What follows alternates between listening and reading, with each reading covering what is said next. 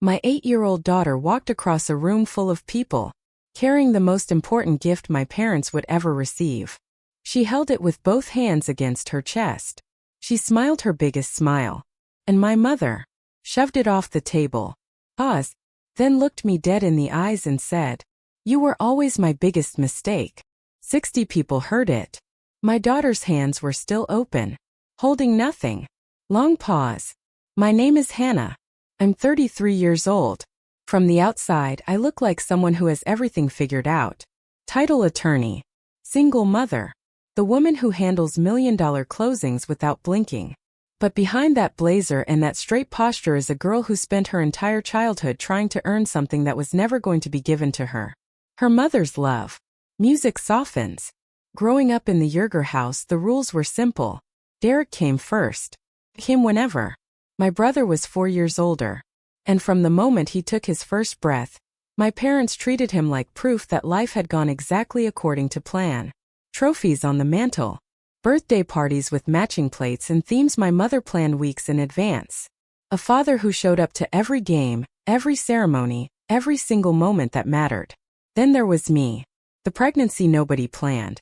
Mom was 30 when she found out.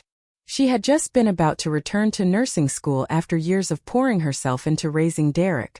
Her dream was finally within reach. And then, me. I know this because she told me herself. On a Sunday morning, pouring coffee, as casually as reading the weather. "You were always my biggest mistake, Hannah. I don't mean it ugly. I mean it factual." Pause. I was 11 years old. I still remember the mug she was holding. Blue. Chipped on the rim. She never screamed at me. Never raised her hand. She had a quieter way of causing damage. She just had this way of making me feel like I was breathing air that had already been allocated to someone more deserving. Derek got the birthday parties. I got a grocery store cake and a card signed by both parents, in my mother's handwriting alone. My father Roger was simply a quieter version of the same wound. He loved me the way some men love their least favorite child. Politely. From a distance. Never once going to bat for me when it mattered.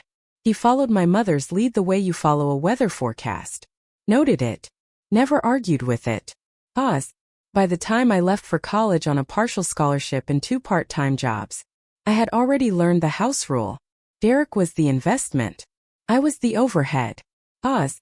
And the strange thing? I didn't hate them for it. That's the part people never understand. I just got tired. Music fades slowly. At 25, I got pregnant with my daughter Lily.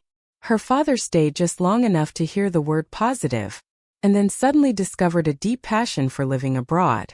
My parents' response was a conference call.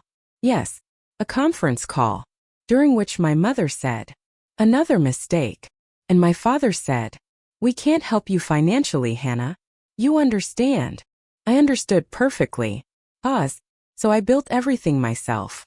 I worked as a title clerk during the day. Filed documents. Pulled records.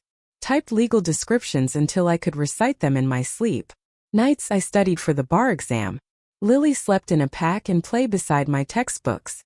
Some semesters I ate ramen so she could eat the jarred organic food my coworker swore by. 3 years. 2 failed bar attempts. 1 pass. By 30 I was a licensed title attorney. By 32, I was handling commercial closings worth more than every house on my parents' street combined. Pause. But here is the thing about building yourself from nothing. You get very good at carrying weight. Too good. I was the daughter who still sent birthday cards to a woman who opened them, read them, and never once called to say thank you. I kept paying hope like it was a tax. Even when the returns were absolutely nothing. Music swells gently then fades. And then one April morning, a cream-colored card arrived in my mailbox. Gold-embossed letters. Roger and Diane Yerger. Celebrating 40 years of love, laughter and family. I stared at that invitation for 2 full days. Lily found it on the kitchen counter, and lit up like someone had handed her a ticket to Disney World. "Mom, we're going to Grandma and Grandpa's party." She said it with capital letters. Exclamation points. Wide open belief that this time would somehow be different. And that was the thing that broke me open a little. Lily wanted grandparents. She wanted the cookies and the bedtime stories and the Christmas stockings with her name stitched on them. She wanted what her friends had at school. She didn't know the history. She didn't know the math. She just knew she was missing something. Long pause. I almost threw that invitation away. Almost. But something had just landed on my desk at work. Something that changed everything. File. An address I recognized immediately. 1847 Birchwood Lane. My parents' house. Music drops to almost silence. And what I found inside that file was the real reason I would walk into that anniversary party 3 weeks later, carrying a cream-colored box with a navy ribbon, and a gift that could save everything. Pause. Stay with me, because what happens next will change how you see family, forgiveness, and exactly how much a person can take. Before they finally put the box down, soft piano fades out. Every Tuesday morning at my firm, we pulled the weekly foreclosure docket from the county recorder's office. Public record.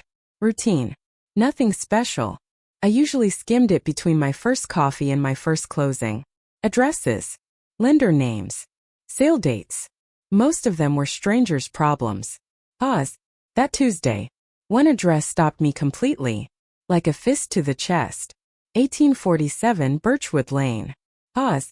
I read it 3 times. Then I pulled the full file. And there it was. Printed on official county letterhead. A foreclosure notice. A sale date already counting down. A default amount that made my stomach drop. Pause. My parents were losing their house. Not slowly. Not theoretically. The clock was already running. 7 weeks. Whoever showed up at that courthouse with the highest bid would own 1847 Birchwood Lane. Every room. Every memory. Every inch of the backyard where my grandmother planted roses that still bloomed every single May. Music becomes heavier. My mind shot back immediately to a phone call 3 weeks earlier. My father had called me, which was unusual. Roger Yerger communicated through my mother the way countries communicate through ambassadors.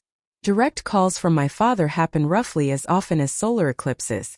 Hannah, how's the market out there? What's a house like ours worth these days? Ballpark. I'd given him a number. He'd made a sound. Not quite a word. Not quite a cough. Something between acknowledgement and pain.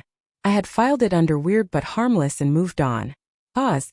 Now standing in my office holding this foreclosure notice. That phone call developed like a Polaroid photograph. He hadn't been curious. He had been terrified. Pause.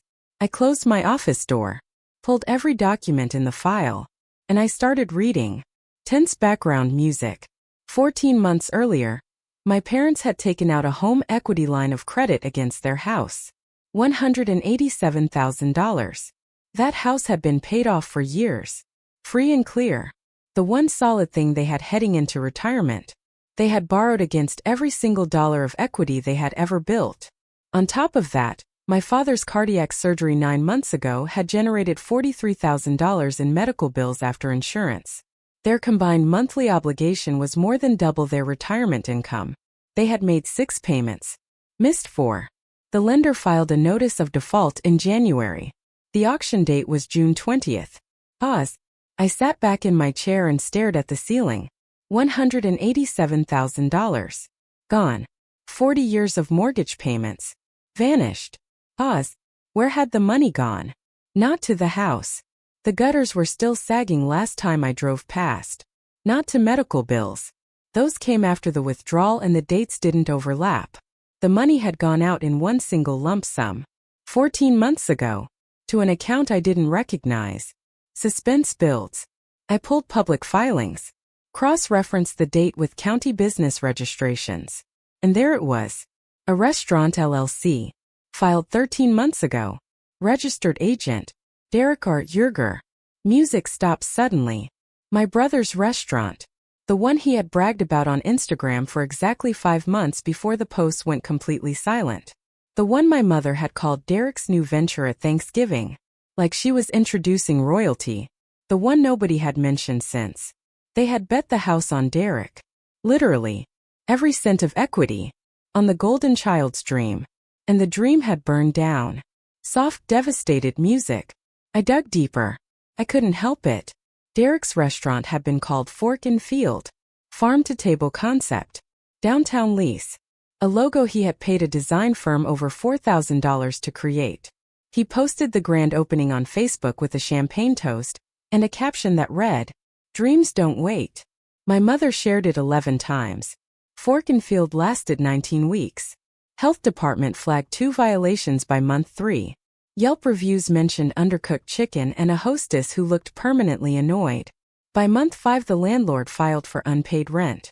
Derek quietly shut the doors, deleted the Instagram, and based on every filing I could find, never repaid a single cent of the money that had come from his parents' home. I could picture the exact conversation. Derek at the kitchen table, that earnest look he had perfected by age 12, explaining why this time was different, why this dream was worth the risk. My mother nodding because Derek's dreams were always family projects. My father signing the paperwork because saying no to Derek simply was not in his vocabulary. And when the restaurant folded, and the certified letters from the lender started piling up in their mailbox, they would rather lose the house entirely than pick up the phone and call me, because calling me meant admitting something they had spent 33 years refusing to admit. That I wasn't the mistake. I was the one who could fix it, and that math did not compute in my mother's world. Music fades. I closed the file, opened it again, closed it. Then I did something that surprised even me. I picked up the lender's contact number, and I started making calls. Because somewhere in the back of my heart, past all the grocery store birthday cakes and the conference call and the chipped blue mug, was my grandmother, in the back bedroom, braiding my hair every morning before school, telling me stories about the garden she had planted when she was 19. Those roses along the fence were hers. That kitchen tile was the pattern she had chosen. She had died in the bedroom overlooking those roses. And she had been the only person under that roof who ever made me feel like I had a right to exist.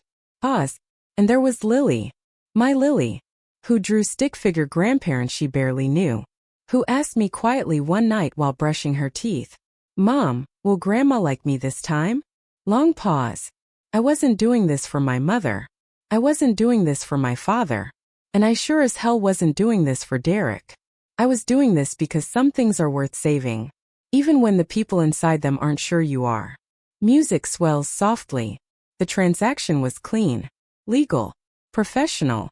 When a borrower defaults on a loan and the lender files for foreclosure, the actual debt can be sold. Lenders do it all the time. They would rather take 70 cents on the dollar today than gamble on an auction that might net them less. I knew the process. I had handled these transactions for clients dozens of times. I contacted the servicing department, identified myself as a licensed attorney, made a formal offer to purchase the defaulted note at a negotiated discount.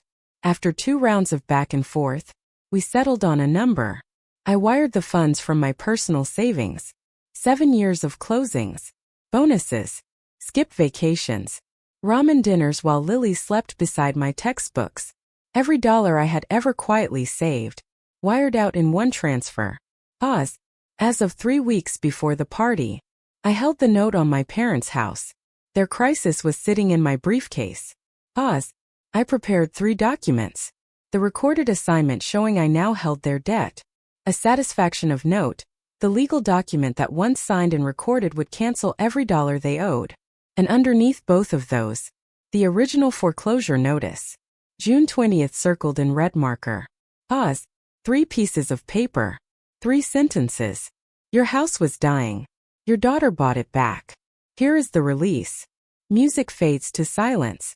I placed everything inside a manila envelope, slid it into a cream-colored box, and on top of the envelope, Lily placed a hand-drawn card. 2 stick figures holding hands under a wobbly arch of hearts. Happy 40 years Grandma and Grandpa, in her best cursive that leaned hard to the left like it was trying to escape the page. Soft emotional music.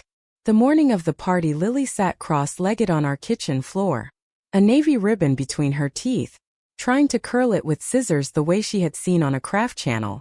The curl came out lopsided. She grinned like she had just built the Eiffel Tower. "It's perfect," I told her. She smoothed the ribbon one last time with her thumb. "Mom, do you think they'll cry?" I looked at this tiny person who loved people who hadn't earned it yet. and I felt the full weight of what I was about to walk into. Maybe, baby, I said. Maybe. Music fades. The venue was a rented hall off Route 9. The kind of place that hosts wedding receptions and Rotary Club dinners and anniversary parties for couples who want to look like they can still afford everything. White tablecloths. Rented centerpieces. A DJ setting up in the corner. And above the head table, a gold foil banner. 40 years. Roger and Diane. 60 guests filled the room. Aunts, uncles, cousins, church friends, neighbors from Birchwood Lane who had watched me grow up and probably believed every word Aunt Carol had ever whispered about me. Oz. The spread was extravagant. Catered shrimp trays. A carving station. A 3-tier cake with fondant roses. I did the mental math automatically. Force of habit from years of budgets and closings. $4,000 to $5,000. Money they absolutely did not have. Money borrowed or charged or pulled from an account already bleeding out. They were celebrating 40 years of marriage. Inside a party they couldn't afford. In a house they were about to lose. In front of people they had lied to about all of it. Oz. I parked around back. Lily smoothed her blue cotton dress in the rearview mirror. She had chosen it herself because Grandma likes blue. I held the cream box in my lap. Ready. She reached over and straightened the navy ribbon that had shifted during the drive. Ready. Music softens. We had been inside for 90 seconds, when Aunt Carol appeared at my elbow like she had been hiding behind a centerpiece waiting for us. Hair freshly set. Smile calibrated to look warm from a distance but read entirely differently up close. Hannah. You actually came. Hi, Carol. She looked at Lily the way a health inspector looks at a restaurant kitchen.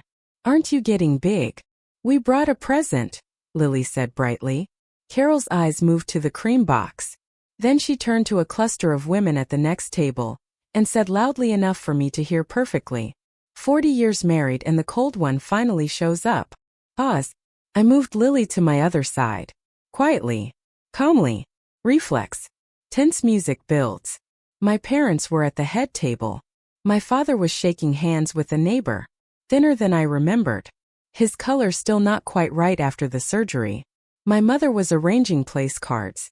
Adjusting silverware angles with the precision of someone who believed table settings were a moral act. Neither of them looked up when we walked in. Oz. I found Uncle Pete across the room. My father's younger brother. Retired electrician. The only relative who had ever treated me like a full member of this family. He hugged Lily first, lifting her completely off the ground. Then he put a hand on my shoulder and leaned in close. Your grandma would have been proud of you, Hannah. She always was. I blinked hard. Twice. Thank you, Uncle Pete. He nodded toward the head table. You okay being here? Ask me in 2 hours. Oz. Halfway through the appetizer course I excused myself to the restroom. The hallway led past the hall's small kitchen. Through the half-open door. I heard my mother's voice. Tight. Controlled. The voice she used when she was managing a crisis and needed nobody to know there was one. Derek says the investor is interested. He says 2 more weeks. My father's voice. Lower. Derek's been saying 2 more weeks since Christmas. Don't start.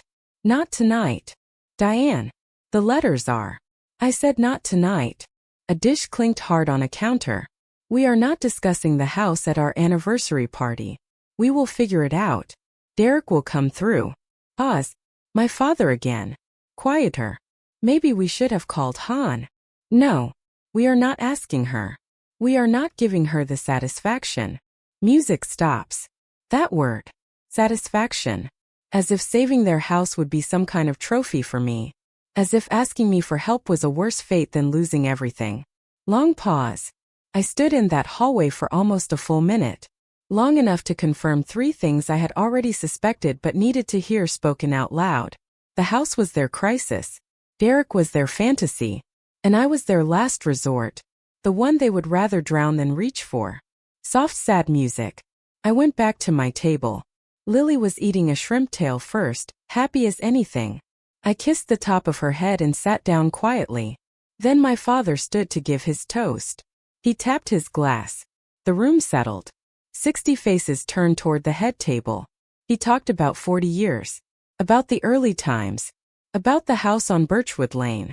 He talked about family, about legacy, and then he talked about Derek.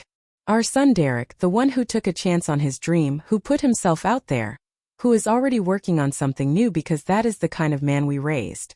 Diane and I couldn't be prouder. The room applauded. Derek did a small modest wave that had clearly been rehearsed. Then my father's eyes swept the room, landed briefly on me, and moved on. And Hannah and little Lily are here tonight too. Good to have you, sweetheart. He raised his glass. To the son who never gave them a day of worry. Glasses clinked. People drank. Lily waved at her grandfather with her whole hand. He didn't notice. Derek was the paragraph. I was the footnote. Even at a party I had come to for the sole purpose of saving their home, my father couldn't manage a full sentence for his younger child. And he didn't even recognize the irony. The son who never gave them a day of worry had given them a failed restaurant, a stolen retirement fund, and a foreclosure notice. Music fades. I went to the restroom, locked the door, ran cold water over my wrists. The mirror showed a woman in a blazer with tired eyes and good posture. I stared at her for a long moment. I came here to give them a home. I will not also give them my self-respect. I dried my hands, straightened my blazer, walked back to the table, and picked up the cream-colored box. It was time. Music built slowly. After the cake was cut and plates were being passed around the room, I knelt beside Lily's chair. You remember what we practiced? She nodded, eyes wide. She had been holding herself together all evening with the patience of a child who has learned her worth in certain rooms is conditional, but hasn't yet figured out that it shouldn't be. You're going to carry the box to Grandma and Grandpa and say the happy anniversary thing. Exactly like we practiced. Can you do that? She slid off her chair without a word. I placed the cream box in her hands. She held it against her chest the way you hold something that weighs more than physics can explain. I walked beside her toward the head table. 60 pairs of eyes tracked us across the room. The murmuring dropped away. Someone set down a fork. The DJ stopped adjusting his speakers and stared. My mother looked up from her cake plate. My father turned. Derek glanced over from his date. The room went quiet the way rooms go quiet when something is about to happen and nobody knows yet whether it will be beautiful or devastating. Music softens to almost nothing. I stopped 3 feet from the table and let Lily walk the last few steps alone. She moved with the careful, deliberate steps of a child who knows the whole room is watching and wants so desperately to get it right. She stopped directly in front of my mother, held out the cream box with both hands. The navy ribbon caught the overhead light. Her hand-drawn card peeked out from beneath the bow, and in a voice that was clear and practiced and completely full of love she had never once been taught to withhold. Happy anniversary, Grandma and Grandpa. We made it just for you. The room melted. 60 people made that collective sound that audiences make when a child does something completely pure. That involuntary exhale that means, this is the best part. My father blinked. Something moved behind his eyes. Something soft. Something almost grateful. He reached for the box. My mother got there first. Music stops completely. She looked at Lily. She looked at the box. She looked at me standing 3 feet back with my hands folded and my blazer straight and 7 years of birthday cards she had never acknowledged, running like a program behind her eyes. And I watched the calculation happen in real time. Hannah is the mistake. Hannah's gifts come with conditions. Hannah is here because she wants something. My mother's jaw tightened. She did not reach for the box. She did not touch the ribbon. She did not look at the card my daughter had drawn the night before with such careful love. The room held its breath. For seconds of silence. Felt like 40 years. And then, my mother placed her palm flat on the cream paper and shoved the box sideways across the table. Not gently. Not accidentally. Like she was clearing away a dish she had never ordered. The navy ribbon snagged on a fork. Lily's card, the stick figures, the wobbly hearts, the left-leaning cursive, slipped out from under the bow and floated to the floor face down, next to my mother's chair. Long, devastating silence. Lily's hands were still open, empty, and my mother looked directly at me, in front of 60 people. with a gold banner above her head that said 40 years, and said it. You were always my biggest mistake. Not quietly. Not under her breath. Loud enough for the second row of tables to hear without leaning forward. Loud enough for the pastor's wife to cover her mouth with both hands. Loud enough for the DJ to stop and stare. Music drops away completely. 60 people heard it. Some gasped. Some didn't. Because if you had been in this family long enough, you had heard some version of it before. Just never this public. Never this raw. Never aimed at a woman standing in front of her 8-year-old daughter. Pause. Lily looked up at me. Her lower lip trembled once. Then locked. And my father stood up. For one held breath. One desperate, stupid, hopeful breath. I thought he was going to correct her. I thought 40 years of following her lead might finally buckle under the weight of what she had just done in front of 60 witnesses. I thought he might, for the very first time in my entire life, choose me. Pause. He didn't. We don't need your gift. Take it and get out. He said it with the same flat voice you used to tell a dog to get off the couch. A fork dropped somewhere to the left. Lily pressed her face into my hip. Pause. And then something happened that nobody in that room expected. Including me. I laughed. Music returns, quiet and resolved. Not performance. Not revenge. It was the sound a person makes when the thing they have feared their entire life finally arrives. And it is so much smaller than they imagined. 33 years of wondering if I was enough for these people. And the answer had just been delivered in a rented hall with fondant roses and 60 witnesses and a gold banner overhead. No. I was not enough. I was never going to be enough. And standing there with my daughter's face pressed into my blazer, for the very first time in my life, I was completely fine with that answer. My mother's composure cracked. She had expected tears, silence, or the door. The same 3 responses I had given her for 3 decades. Laughter was not in her playbook. What's so funny? She snapped. Pause. I stopped laughing. Took one breath. Looked at the cream box sitting crooked on the table with the ribbon half undone, and my daughter's card still lying face down on the floor. Do you want to know what's in the box? The room leaned forward, and I began to talk. Picked up the box. Straightened the ribbon out of pure habit. Pulled the manila envelope from inside. And held it up so the entire room could see it clearly. Pause. 3 weeks ago, I said quietly, I found out that your house, the one on Birchwood Lane, the one Grandma planted roses in front of, is in foreclosure. My mother's face went the color of chalk. My father sat down heavily like his legs had simply stopped working. You took out a $187,000 line of credit against the house 14 months ago. I looked at Derek. His CrossFit date looked at Derek. 60 people looked at Derek. He stared at the tablecloth like it contained detailed instructions for surviving this moment. You used that money to fund Derek's restaurant. The restaurant failed. The money is gone. You have missed 4 consecutive payments. The lender filed a notice of default in January. And your house is scheduled to be sold at public auction on June 20th. I held up the envelope. That is 41 days from tonight. Pause. Nobody moved. The catering staff had stopped moving trays. The DJ hadn't touched his equipment in several minutes. Pause. 3 weeks ago I bought the note from the lender. Negotiated directly. Paid it off with my personal savings. Every dollar I have earned across 7 years of working nights and weekends and skipping every vacation while you told Aunt Carol I was the daughter who abandoned this family. My mother opened her mouth. Nothing came out. This envelope contains the recorded assignment of your note to me, and a satisfaction of note I prepared myself to cancel the debt entirely. Once I sign and record it, your house is yours.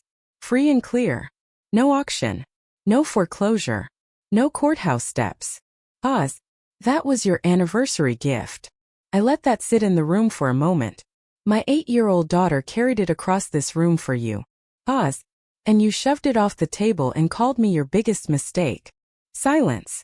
I did not raise my voice. I did not cry.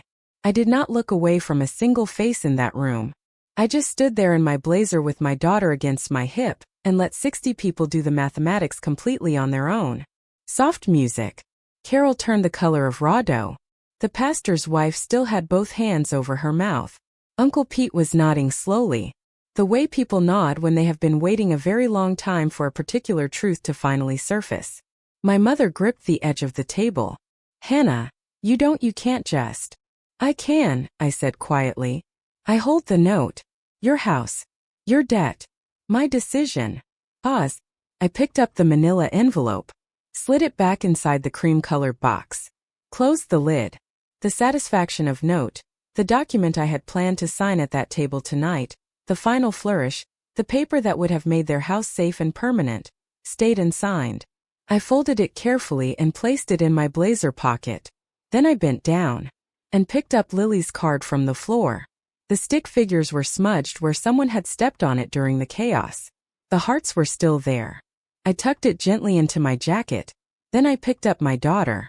She wrapped both arms around my neck and buried her face in my collar. She didn't cry. She just held on. The way children hold on when the adults in the room have failed completely. And the only safe place left is the person carrying them. Pause. Hannah. My father's voice broke on the second syllable. Hannah, wait. I kept walking. Hannah, please. My mother stood. Her chair hit the wall behind her. You can't just, that's our house. I turned at the door. 60 faces. Some stunned. Some relieved. Some crying quietly into their napkins. Derek had his head in both hands. Pause. It was your gift, I said. It would have been signed tonight. You chose differently. Pause. And I walked out. Music fades to near silence. The parking lot was dark and quiet. The bass from the DJ's speakers thumped faintly through the walls behind us. Lily's breath was warm against my neck. Mom, she whispered. Yeah, baby. Is Grandma going to be okay? I opened the car door, buckled her in, smoothed her hair back from her face. Grandma is going to have to figure some things out. I set the cream box on the passenger seat. The navy ribbon was creased and half untied, wrecked from being shoved and pulled and pushed across the table. Lily had tied that ribbon that morning with such careful concentration. Pause. I started the engine, and we drove home. Neither of us looked back. The calls started that same night. My mother's voicemail at 10:47 p.m. Crying. But the structured kind. The kind that still has an agenda underneath it. Hannah, you humiliated us in front of everyone. In front of the church. You had no right to say those things. I didn't mean it the way. You always twist everything. She didn't say sorry. She said I humiliated her. Pause. My father's voicemail the next morning at 6:15. Anger first. Then something that sounded almost broken underneath. That was a hell of a stunt, Hannah. You can't just, we were wrong. Okay. We were wrong. Please come back. We need to talk about the house. Pause. Derek called twice. Didn't leave a message the first time. The second time just 3 words. Fix this, Hannah. Like I was technical support for a family he had personally bankrupted. Pause. Over 5 days I received 14 calls from my mother. 9 from my father. 2 from Derek. 1 from Aunt Carol that I deleted without listening to. 2 texts from cousins I hadn't spoken to in years, both asking some version of the same question. Heard what happened. Are you okay? The story my parents had spent 33 years building. Hannah is the problem, Hannah is the cold one, Hannah is the biggest mistake, had collapsed in a rented hall in front of the exact audience they had constructed it for. And the rubble was absolutely everywhere. Pause. I didn't answer any of their calls. Not yet. I needed them to sit inside that silence. Not as punishment. As preparation. Because I had something to offer. But this time it would come with terms. Music continues softly. On day 6 I called my father. Just him. I am not going to make you homeless, I said. That was never the plan. And it is not who I am. He was quiet for a long time. Then, what do you want, Hannah? Pause. Respect. For me. For Lily. And I want it in writing. I had drafted the paperwork the night before. Clean. Simple. Clear. I would sign the satisfaction of note. Release the lien. Cancel every dollar of the debt. In exchange they would place the house in a legal trust. A life estate for both my parents for as long as they lived. And Lily as the remainder beneficiary. When both my parents were gone, the house would pass to my daughter. Their granddaughter. The one my mother hadn't looked at once during that party. Derek's name appeared nowhere in the documents. Not a single line. Pause. My father agreed in 30 seconds. My mother took 2 full days. Soft music. When she finally called, her voice was different. Smaller somehow. She didn't cry. Not the manipulative kind. She was quiet for a long time. And then she said the one thing I had never in 33 years expected to hear from her. I was afraid of you, Hannah. Pause. Afraid you would turn out to be everything I wasn't. And you did. And I couldn't stand it. Long pause. She had spent 40 years terrified of being needed by the daughter she had spent those same 40 years insisting she never wanted. It was the most honest thing she had ever said to me. It wasn't an apology. It wasn't redemption. It was a woman standing at the edge of her own wreckage, looking down, and describing exactly what she saw. Pause. I didn't forgive her, but I heard her. And for now, that was enough. Music swells gently. The documents were signed on a Tuesday. Notarized. Recorded. Filed. The house stayed on Birchwood Lane. My grandmother's roses kept blooming along the fence just like they always had. Pause. Lily's card. The stick figures, the wobbly hearts, the left-leaning cursive that seemed to be trying to escape the page. I framed it. Hung it in our hallway where I walk past it every single morning. Because my daughter's drawings do not get left on floors in rooms full of people who cannot see their worth. Pause. I stopped waiting for my mother to hand back my value the day I understood something clearly. She never held it. She never had the power to give it or take it. It was mine the whole time. Pause. And that box. That cream-colored box with the navy ribbon that Lily tied so carefully on the kitchen floor the morning of the party. Kept it. It sits on a shelf in my office now. Empty. But I look at it sometimes and I remember exactly what it taught me. You can carry love for people who never earned it. You can do the right thing even when they do the wrong one.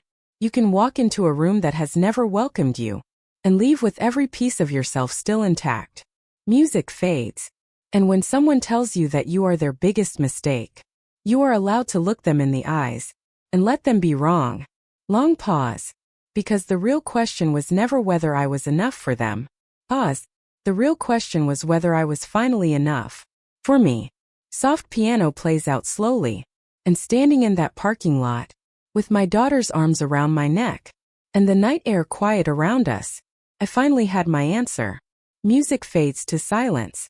If this story made you feel something, you are not alone. Drop a comment. Subscribe.